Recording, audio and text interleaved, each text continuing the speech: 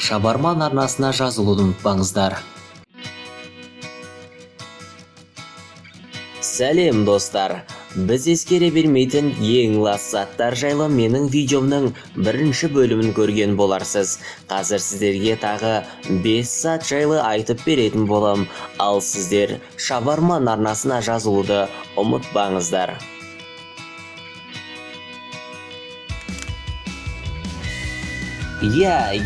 Кілем.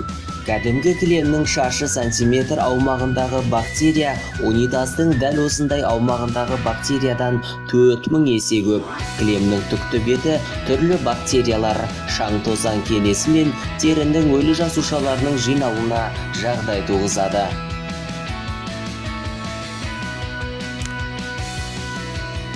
Орташа есеппен қағаз ақшаның әр шаршы сантиметрінде шамамен 30 000 бактерия тіршілік етеді екен.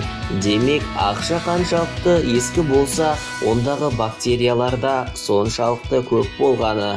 Оның бетінде коқ таяқшалары, гель мен туберкулез және ми құрт дертін қоздырушылар болуы ықтимал. Яғни ақшамен төлем жасаған кезде біз бактерия алмасамыз.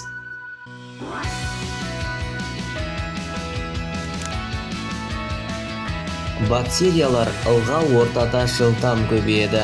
Егер мұқият байқасаңыз, жуынатын бөлмеге арналған перденің де жиі көгеретіні сондықтан. Себебі жуынған кезде пердеге шашыраған сабынды суды жеткілікті санағандықтан пердені мүлдем жумаймыз.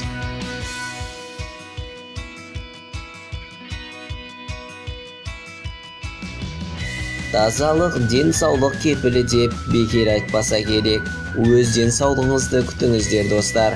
Сіздермен бірге болған Шабарман YouTube арнасы. Біздің видеоларымызды көріп, бізбен бірге болғандарыңыз үшін мың алғыс.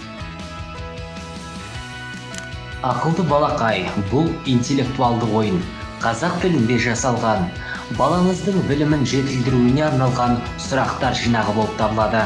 Егер сіздің ұлыңыз немесе қызыңыз, іні қарындастарыңыз болса, онда бұл ойын сізге арналады. Міндетті түрде жазып алыңыз.